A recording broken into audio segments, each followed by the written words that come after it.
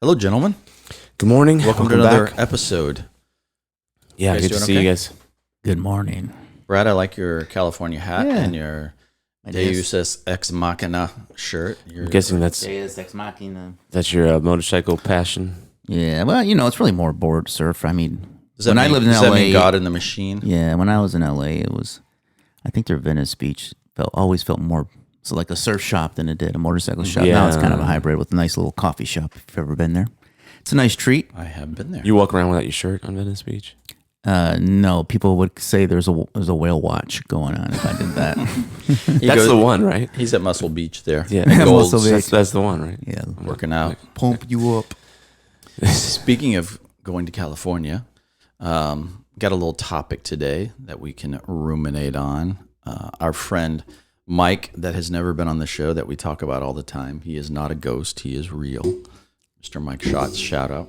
You trying to fix your microphone? I am, there? and I'm fixing it. I think it's running a little low today. But he just got back from a sabbatical. Of course, I work with him at the office, at the agency, and something that we've instituted recently for people that have been there for 5 years or more. They get a 7-week sabbatical. A 7-week Yeah. sabbatical. And I know that's a luxury for a lot of people, and not every agency can certainly do that. But we've been fortunate enough to do that. And so we're going to talk about that today. Like, what does it mean to take a sabbatical, the value of it? And to be honest with you, I've never done that. So I'd love to hear you guys' thoughts on it as we observe people do it. So real quick, I want to understand, and I think that's really bold and interesting. Mm-hmm. We've talked about this before, obviously. So originally, there are 3 partners in the agency, and each one of them started taking 7 weeks off. Right, Yeah, at a time. yeah. The CEO Shannon started first, and she said, we've years grinding. It was just us. We were doing the work, not knowing if we were going. The whole thing. The early days, and then you start to become a little more successful, and you get to the point where you're like, okay, I think it's time. And so she started that, and then realized the value. And so again, for people who've been there a long enough time. So she did the first one, then Mike just got back from his. Mm-hmm. And I would, maybe we'll have Mike on to talk about it, because I imagine for anyone that owns a business, walking away for 7 weeks, at first starts feeling good, and then you have days where things start feeling a little crazy. Like, do they need me? Am I going to come back and have nothing? Is the business going to be gone because I'm needed so badly? What if I leave for 7 weeks and they come back and no, the business is great and fine? What if it's great? What if it's bad? Does my role matter? I think there's all kinds of things that could mess around with your head. But I think that's really awesome. Like, all of us need downtime. Like, you need a pause. You need a time of rest. And hey, if that works after 7 weeks, you're probably energized. Like, what's Mike like? I haven't talked to week? him in detail. I know talking to Shannon about it a little more in detail. One of the things that we're trying to encourage, and they're trying to encourage the staff, the team, is that, don't make this a time where you go away and think and dream and strategize about the future of the business. Like, try not to think about the business at all if you can. And literally get away. If you can travel. If you can, go do something that you've always wanted to do it. I know Mike likes to travel, so I think he went to the wine country. He went to maybe Palm Springs. I mean, he did I think about 3 trips. Did he get to Mexico? He did. He did. That was the first thing he did with his wife. So, fun. Did he get back from Mexico? Yeah, he made it back. he escaped. Dun. But I just know from a clearing your head. You know what it's like to go away for a vacation for a week, right? Yeah. On the middle of the summer or spring break, how you kind of return renewed for the most part. Yeah. But is there a law though? Was there like a law that no employees could Yes. reach out to him ever for anything? that's correct. Oh, cool. I mean, if you wanted to have coffee or you wanted to do a call, how check in, great. But it was not, the whole goal was to get away from work. Wow. So, You only live once. Yep. And, I asked, this is an interesting conversation because I asked my father, I said, Dad, what's one thing that you regret in life? He said, I regret working too much. Mm. Because I wasn't around a lot for important things in especially with, our family. Just, he wasn't gone all the time, but his work was pretty demanding travel-wise. So he was gone a little bit more than probably most people. And, that's one thing that I always hold with me. It's the only thing he said he regretted. It's really good wisdom. Yeah. And, obviously, I think what happens with people is you get caught up in the day, in the month, in the year, in the decade. And you look back and it's 10, 20, 30 years. Yeah. So I don't think it's like, for most people, it's not intentional. And that is actually the problem. It's not intentional. You're kind of on a train, right? And you're taking this ride to who knows where it goes. And obviously for business owners and, there's intention with where that destination is, but a lot of the ride is the ride a lot of times. And there's not a lot of, I think a lot of times you're not thinking about those things until it's too late or it's getting late. Yeah. I had a chance, so over the course of owning Medicake, we've had enough team to where it's allowed me to get away at times, typically once a year for about 2 weeks. Mm-hmm. That would be sort of our cadence. And I'll tell you what, when you can get away for an extended period of time, more than a day or so, even a day, right? I used to have a coach that was like, you need to be taking every whatever Friday, every other week off and just doing something else because you have to restore yourself. You can't give from zero, right? You can only give from overflow, but you have to get overflow, and some of that is getting restoration. But man, when you can get away, and you can spend time alone, obviously there's the family aspect, which I think is not just 7 weeks at a time, but it's probably, Sure. If you have a family, it's every single day, and you do have to make room for that. But when you can get away from the business for an extended period of time, the clarity that you get is amazing. It's kind of like fasting. Like if you ever fasted before, anyone will tell you, getting 2 weeks in, your mind is just completely clear, and it's a fast from your business, and your mind gets clear, you get clarity, and you actually see what's important, what's not. And all the things that, maybe I mentioned earlier, just jokingly, like a lot of those fears, like, is the business going to be better with me? Is it going to be worse? Those aren't there. I mean, at least not for me. I would imagine not for a balanced person. The feelings that are there is you get to restore, you come back and you're inspired, and you kind of have clarity about what you're supposed to be doing. Yeah, I think there's something, it's not magical. I think it's how the human brain works. But I this past Easter, I just went down to Florida for a few days, and I guess it was last weekend. On a Saturday, I can remember like it was last week because it was. I was walking on the beach, and I left my phone and my AirPods and everything at the towel where our stuff was. And I just spend an hour walking on the beach, and it's amazing the thoughts and ideas and focus I could have, which was more creative, which was more inspiring.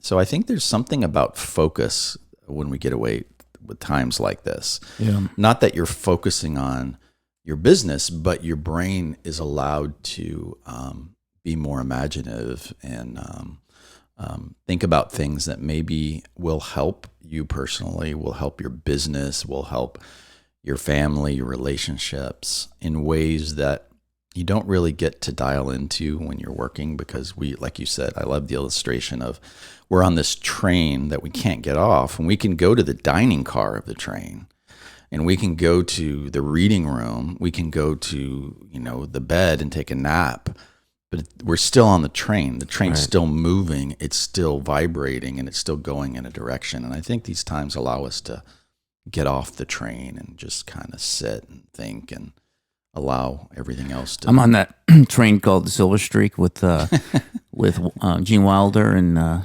Richard Pryor. Remember that? Have you ever seen Snowpiercer? No.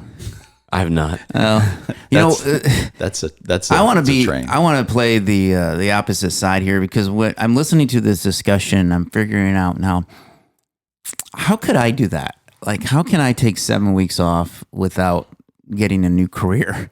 Like, it's like if you're an agency or a small business who has like, five folks or lead players that run your show, the preparation, I think, and let's say that you deal a lot with a customer is not going to be able to,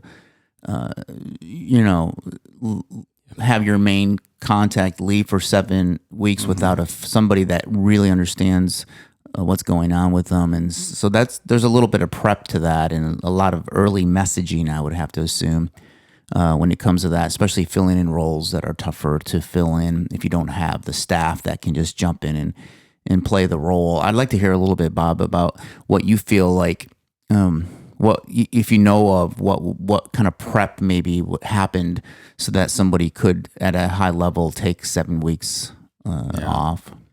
I mean, I can give you my opinion is that number one, you always have in this situation, and you do too, Ken, if you have a partner, obviously you don't leave at the same time. You pick up each other's slack if you can. But I think it does go to what we've talked about on this podcast, and you joke about it sometimes, but I think we should always be working hard to fire ourselves, meaning don't make yourself so indispensable in your agency that you can't do this. To me, that's the death nail of an agency, is when you become indispensable and you haven't duplicated yourself, you don't have a team member that can talk to clients on your behalf, or at least manage some of the work. So, I mean, those redundancies are in place. We have hired really good people, and, the client just knows in advance, like you said, Mike's going to be out, and these are the dates, and here's the people that you talk to while we're out, and you make sure everything's lined up. I don't know that there's a magic bullet to it. It is difficult. I don't think this is something necessarily as accessible to small businesses that have a few people, but maybe it can be 3 weeks. Well, I think it is. Maybe not. I mean, not 7 weeks. 7 weeks is a long time, but I mean, I was going to ask the question to anyone listening and to ourselves is like, how can you institute some sort of rest period in whatever size business you are? I used to be part of a little mastermind a couple of years ago, and there were different business owners in all the seats. So we were in all different industries. But one of the things that was thrown on the table that became a challenge for everyone, no matter what stage business was how do you take a month off? Like, how do you get to where you can take a month off from your business? And I remember there was one person who was a sole proprietor of a very successful business, but they were the only person. And he was like, I can't. And racked his brain, and initially started as I cannot, right? That's the belief. It's not possible for me. And then, I mean, it wasn't an option. And when you're in those type of environments, like, it's assumed that you will open up your mind. And so, and I think that's what a lot of people listening may feel and may need to do, is like open up your mind to the possibility of it. So once he got past that, this mastermind we went on for a couple of years. And so in the first year, we, almost every session we would talk about it, and every session we would brainstorm on his situation, because he was so, of the initial belief that it was not possible. And by the end, like, we figured it out, like he ended up being able to take a month off, and it obviously he needed change. Like, he couldn't just like take off from his business. He needed to hire somebody that could take care of it, and some other things. But also there is an element of letting go, which is scary, but is almost just as much as letting go, right? Like doesn't take doing anything. It just takes Right. doing it. You know, and it's similar to delegating, you know, for those of us that may have a challenge delegating, it's like when you have somebody when you're overwhelmed and you need to scale yourself, you need to and you hire someone. We've all probably been in that situation, right? Like, and you got to give it to them, and they're not going to do as good as you, and they're going to mess up. And if it's client facing, there might even be like client problems, but that's the only way, right? And so it's scary. You just got to do it, and then you have to step back and be like, there are going to be some fires as a result of this, but the end result is going to be better. I think this kind of thing is similar to that. It's part of it is preparing, and part of it is you're never going to probably feel fully prepared, and you just leap. You know, Go ahead. Sorry about. You know, one of the things too, I'd like to talk a little bit about, or let's hear maybe Bob, your thoughts on this too, is that because you're the recipient on the other end. So if there's somebody that leaves for 7 weeks, let's say, and they're your boss, just to say they are, you get to the point where you might actually go to your boss for things and questions that you have, but if they're not available, you got to figure it out yourself, right?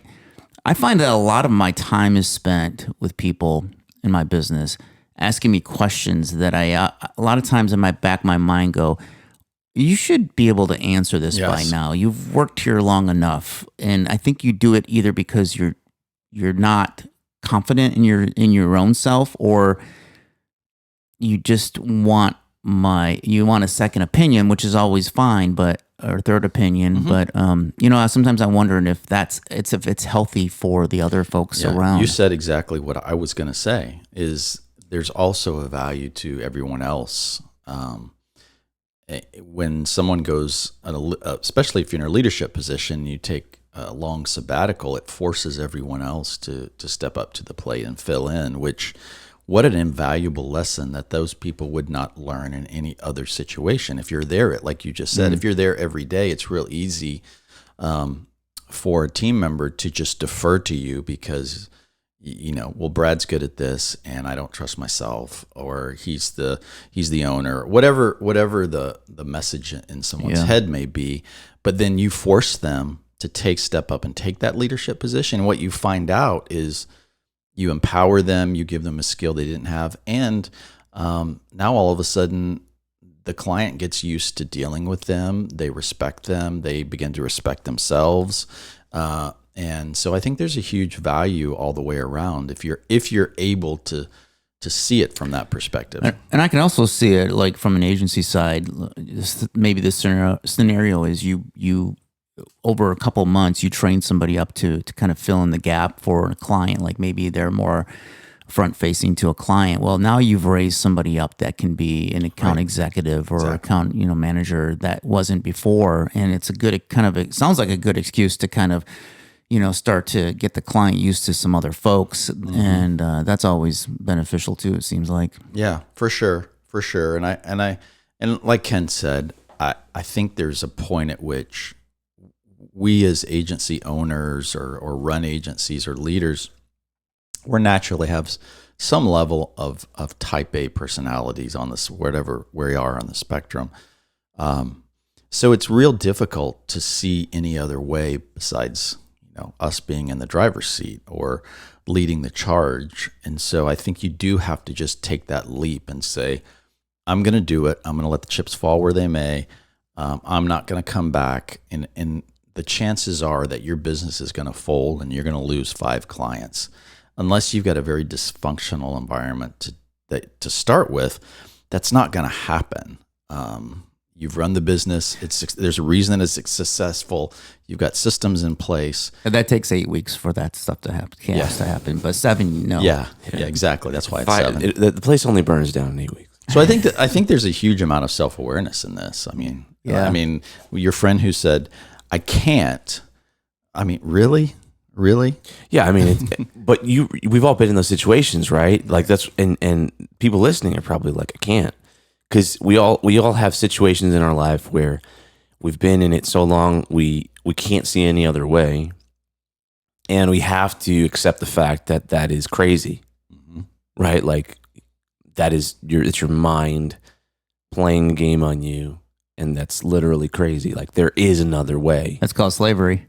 I mean, slavery. It sounds, it does. I think anybody can take a month off. Like, what if you're forced to do that? Unless you're a solopreneur. Like, let's just qualify all this. Like, I'm not. Well, no, I mean, this guy was. Okay. So you can plan for that. I'm just saying, anyone. I mean, you can figure it out. Like, let's say, okay, maybe we need to change our calendar and we need to make all our money in 11 months. Let's face it. Maybe any of us could get hit by a car and have to take 7 weeks off for absolutely, something medical. I mean, it can happen overnight without being prepared whatsoever. So, right. I think that to me, it sounds like being prepared to be able to do that would allow anything in life to happen and feel more comfortable. So then I got a hypothetical question, which I think is a good exercise for us to discuss, and then maybe anyone listening, is what would have to happen, what would have to be in place for you to be able to take 2 weeks, a month off, and that means not working, like almost, maybe not 100%, maybe you have to check in on this, maybe you have to give an input here or whatever, but essentially you're away, you're not working. What would it take? What would have to be in place? And maybe we can talk about that, and maybe that also can become some ideas for anyone who's in a position where they're looking to do that. I would encourage everyone, before I get to those questions, and I think it goes along side by side. I'm sitting here thinking, if most of those conversations that we've had for the last few minutes about I can't, how am I going to do it? Is it possible? Most of those conversations take place in our own heads. They don't take place. If you were to get in a room with your team, if it's just you and one other person, or if you have 5 people, whatever it may be, and you tell them, guys, this is what I'm thinking. I'm thinking about taking a month off. I need a sabbatical. I've been doing this for years and I need to recharge. Number 1, do you think that's possible? Number 2, can we whiteboard out how I can make this happen and give up my responsibilities without us dropping any balls? I would be willing to bet 99% of the time your team would say, oh yeah, we can do this, and here's how. And let's map it out. Oh, I can take this call. There's no problem. We can reschedule this. I think if we can get out of our own head and really share that with somebody else, even if we're a solopreneur, like you said, like get with a really trusted friend or somebody who knows your business and really work that out. So I think that's how you start. It's like you have to get it out of your head, because it's always, oh, I can never do that. Oh, what about this? And then we go to worst case scenarios and, losing big clients. But that's just head games most of the time. True. So what would you have to put in place to do this? You're talking about 2 weeks a month? Let's or say talking about 7 weeks. So to me, they're two different things. Yeah, I think for most people, like a month is a stretch, but reasonable. So let's use that as a hypothetical. Okay, a month. I could probably do that right now, but I would have to have a few things in place. Well, it would take maybe a couple additional processes, and it would also take. It'd be better if I had hired one more person, which I'm needing to anyways. So once I get that person, that role that I'm looking for, I think that would be easier for me. I'm thinking, I think about this often. It's kind of like what you said, like how do you fire yourself, right? So it's like kind of just taking that one step further and actually firing yourself. But only for 4 weeks. Only for 4 weeks. Then you hire yourself back up with a raise. You're not so bad. Here's a raise. I think one good exercise is making a list of what are all the things that, maybe all the things that you do, and then a sub list of like, what are all the things that you do that only you can do. Now you've got what you can do and what you shouldn't do. They're all the things. One of those lists can actually get hired off right now. The things that you can't, only you can do, I think those are what you have to start working on, right? Like, can they stop for a month? Right. Can I find another way to do this and get creative and make it so I can't always, because a lot of times we all think, I do this often, that this thing, only I can do it. Mm-hmm. And maybe it's true that I can do it right now because I haven't taught anyone, or because I'm doing a weird process that only makes sense to my brain, and we should change that process. You know, though, it's easy to say as a business owner that every day I go in and try to fire myself, because that's really what I try to do. I try, as a business owner, like my dream would to get to the point where literally I just kind of come to the office, but I really don't have to do anything if I don't, because I got it all taken care of. People are doing delegating. There's Right. processes, and process runs your business. People run the processes and things like that. That's a true kind of like, hey, now I can go start another company, or I can do whatever I want. There's one company that's running by itself, unless I want to, right? And then if I want to engage, it's only because I want to, and it's not because I have to. But so if you get there as a business owner, then it's really probably a lot easier to walk away for 4 weeks or 6 weeks. But when you have an employee that you've hired and they keep on saying, I'm looking to fire myself, then you got a problem. So it's harder if you're an employee with that kind of mindset, right? Well, maybe, but maybe not. Maybe right? Not. Like what if, I mean, if the character and intention behind it is not right, then that's negative. But if the employee took the same approach of, how do I get more scale out of myself, right? That ultimately helps the business and produces more revenue and more profit, then that's not a bad thing. I think if the mindset is not right, or the intention is not right, then it is. Yeah. Right? Yeah.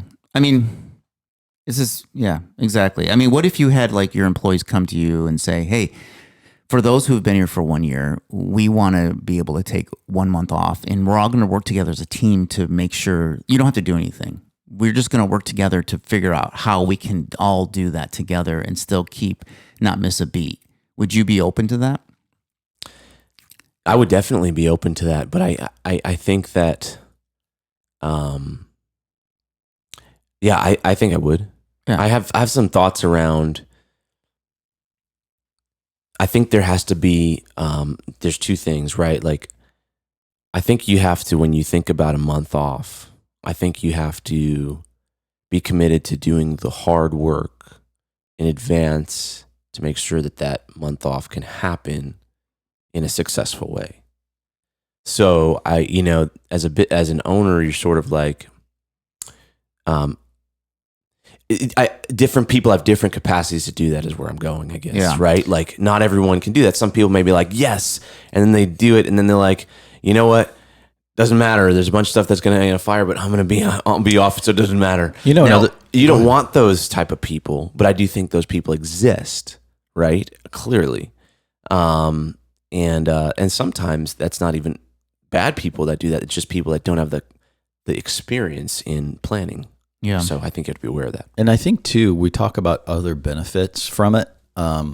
This conversation right here exposes like, well, maybe one other benefit is it could expose some cracks and some weaknesses that we're not aware of, or maybe we just kind of semi-dysfunctionally have been doing this for so long that I need to change it. Meaning, when I was gone, this seemed to happen, or this process didn't work without me, and that's not good. I want to change. It definitely test your systems and processes out for sure. It puts a little bit more weight on them to see if they really hold up. And I can see, to be honest with you, I can see the benefit, especially for a mid-size agency or a little larger agency, maybe over 20 people. I could see how it could really help sharpen internally, especially if that person that's gone had a big say in a lot of things and had a lot of different responsibilities that people try to fill in the gap. For sure. To do it intelligently, like you were saying, like I think you need to have checks in place and balances to make sure that decisions are made right, but it's not about your opinion. I think as leaders, we got to get our opinion, like our judgment, out of the mix as much as possible, and put essentially what our frameworks in that make those just a process for decision making, right? But I think if you just leave it up to opinions of other people, so it's instead of my opinion, it's going to be Jack's opinion.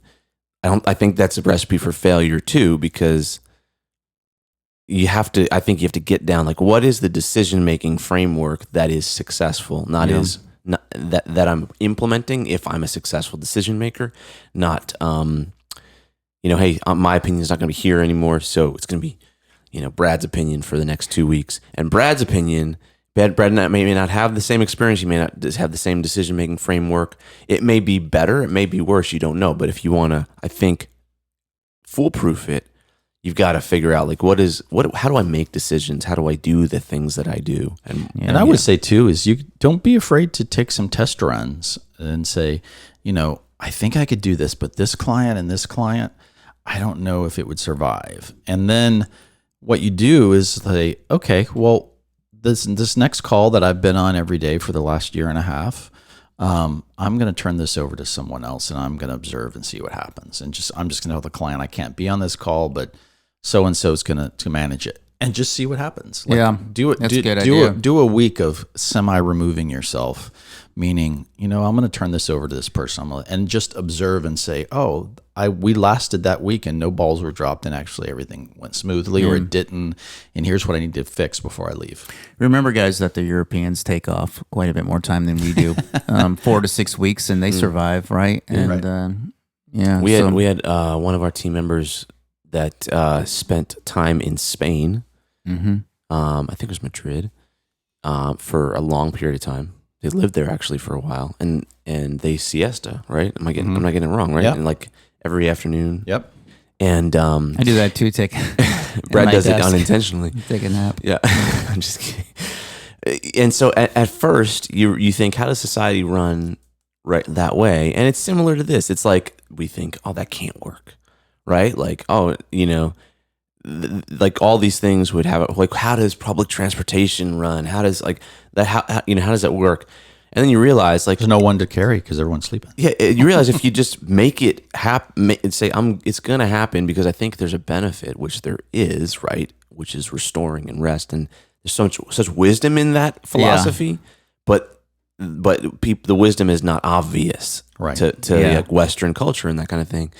But if you just say, hey, I think there's a benefit to this, we're going to do it. It's going to figure itself out. Yeah. There may be pain, like, so it may figure out, like, the more planning you can put in place, the more infrastructure, like the less pain maybe that there'll be, initially, but it'll figure itself out. Well, there's a lot of businesses, to some degree, we do it, kind of, but then in some countries, they're actually instituting 4-day work weeks now. Mm-hmm. And what they're finding over and over and over again is that there's really no drop in productivity. As a matter of fact, there's an increase in a lot of cases because people are being recharged. And as business owners and traditionalists, we may say that's impossible. Five days a week minimum. I work 6. It's not true. It's just, there's something about productivity. There's something about time off. There's about the ability to go think and let your brain rest. All those things that produce, whether that's appropriate for you or not, is not the point. The point is, there's opportunities to take time off and recharge. Well, to a certain extent, I imagine it doesn't matter. I mean, to a certain extent, like, things will take the amount of time that you allot them, right? Exactly. They'll take the budget that you allot them. And so within a certain margin, a day probably doesn't matter. They're trying to pass a bill in California to make full-time employment 32 hours a week. California. Eventually, they'll just all take off. Our clients will be working. We have clients. Everyone, I love California. I think everyone here. I don't know if you guys here have California clients. We do, but so that makes we would have to we would have to make sure we cram stuff in a little bit more. That's interesting. There is a maybe we'll cover it on next show, but there is a peer-reviewed extensive study that was done recently about hybrid work environments where people have come into the office 3 days a week, but they're hybrid the other 2 days. And what that means is they can work from home or work from anywhere. And what they found in that study over, I don't know if it was 1.5 years, 2 years, but productivity went up because less people were taking sick days. So the sick day went down. And what was the other thing? Something about people not, I don't remember what it was, but they were able to focus more, all those things. So I think we've just been doing something for so long, and we just assume that's the way it is. Yeah, well, and didn't the weekend thing come from like the factory workers, and was it Henry Ford or someone like that? I don't know. Okay, I thought the work week kind of came out of that era.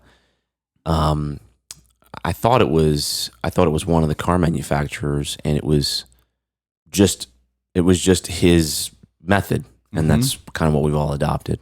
Yeah. So you're right. Like, we're just doing something the same way, and thinking about how we change that and optimize that, is just good in general. Right. Right. And so, like, thinking about what would it look like if there was a 4-day work week. Right. We've looked at that here. Actually, we've looked at what it would look like if we took Fridays off. There are a lot of businesses that I know that do that.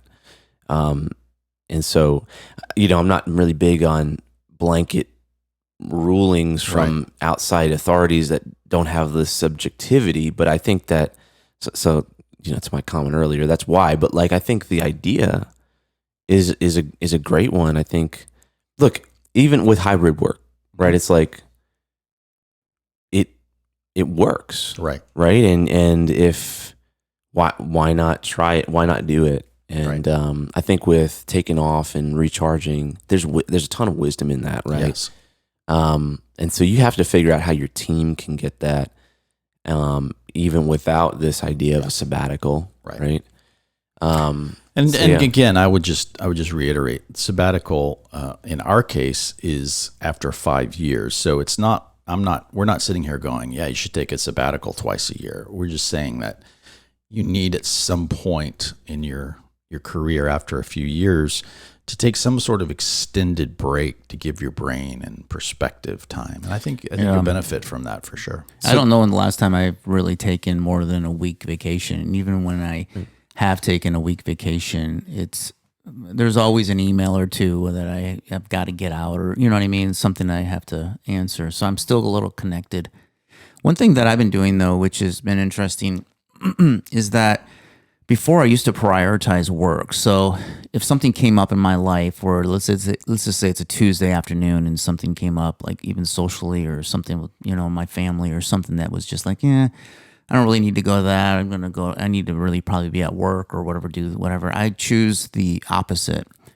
And it's been really good, I think. It's allowed me to, still the work is there, but it's allowed me to not miss some cool opportunities, even just socially and just for myself. Like, I'm getting to the point now where I'm like, okay, I feel like I've earned that to give myself some time now, a little bit more. And it's not a sabbatical, but in my brain it kind of is. No, it's a shift, right? Like, I've done the same thing. Especially this may not be as important if you don't have a family, like an immediate family, kids, wife, or husband or whatever, etc. But if you do, which most people eventually do, then this becomes a real thing. And like you said, like what your dad said, like the only regret is working too much. Yeah, he said something about he didn't care that he had a middle child, and I said, "Dad, I'm the middle child." And he said, "Oh, okay, no." right. So, aside from that, but like, it's an interesting thing, right? And I've heard that before. Like, no one sits on their rocker at 9 years old looking back and be like, "I wish I would have worked more," right? Yeah. People say, "I wish I would have spent my time with different people," and those kind of things. And so, take that wisdom now. Mm-hmm. I've done a similar thing where. It was in 2019, like we were pushing really hard. And I have some goals of what I believe I'm supposed to be doing. And so we're pushing really hard I was pushing really hard to get there. And, I have young kids and they're all in school and all these different things are happening. And I felt this like crazy feeling of I spend, whatever, 8, 9, 10 hours a day with a bunch of people and clients and those kind of things. And really what ends up being probably 2 hours a day, probably maximum, like because of bedtimes and those kind of things with my kids. And I wasn't happy about that at all. Like, I think that's horrible. Like, and look, we have to work. Like, there's pain and sacrifice that has to happen, right? Like, that's just the reality of life. And so it's not just it isn't an ideal world, and you can't be completely idealistic. But I do think when you see that, for me, I'm like, look, I would like something to change. And the hybrid thing actually was an interesting adjustment that came. I was pushing to go that way anyway, and then when 2020 came, it was like, okay, this is good. But now coming out now, like you, I'm like, right now I have a young little one that's number 4, and so I'm doing a lot. I mean, I'm taking my kids to school and picking them up. I'm doing those kind of things, and I coach 3 soccer teams. I think eventually, like if I stop doing this, I'll be a soccer coach. Only 3? Only 3. If you on, want, you want me to coach? But my point is that means there's a lot less time to do work, and it creates a lot of problems and challenges internally for me about like, okay, what am I going to do, not going to do today? It's not about commitment. It's about rethinking, okay, instead of having 40 hours a week, I don't. Like I have 25. So how am I going to make the most and really still be successful at 25? And not only just be successful, but actually grow in success. I mean, that's a great question to ask. And if you ask that yourself the same question about how am I going to do my business really successfully just in 11 months versus 12, right? Taking a month off. I mean, how am I going to do my business successfully in 4 days instead of 5? Yeah. I mean, they're not bad things that come out of those questions, right? Only efficiencies and more time well spent comes out of those questions. I got an idea. Let's just all read Tim Ferriss's 4-Hour Work Week, and Yes. we'll all be set. Yeah. Well, I mean, you know what? Yeah, it's a good. There's some good stuff. It's a good discipline, or it's a good exercise, right? Yeah. To say, hey, how can I do what I do in 4 hours? Now, again, I think the motivation is important here, because if like your motivation is like to just be lazy, I think you're probably not going to be successful. Mm-hmm. But for most people, especially business owners, that's not their motivation. Their motivation is to be more efficient, more optimal, and actually do more with their time. I would just add one more note to this conversation is if you're feeling like you're just constantly mentally, physically, spiritually, emotionally exhausted, it's probably time. Even if you're trying, even if you're trying to fit in a day here or a day there, it's just not, and it's not enough to recharge yourself. You need to probably find a little more extended time. For sure. Away, because I as a business owner, I feel that a lot, and I try to supplement it with 1 or 2 days here and there, and sometimes it just doesn't. I know I need like a bigger time. That's great. I'm kind of at that point. I'm at that point a lot, to be honest with you. But so this is a great conversation for me. Yeah, for sure. Well, thanks, guys. We'll continue to talk about this, and would love to hear from listeners. Please rank and review and rate and share the program on YouTube or any of the places where you get podcasts. All right. Until next time. Until next time. See ya. Bye.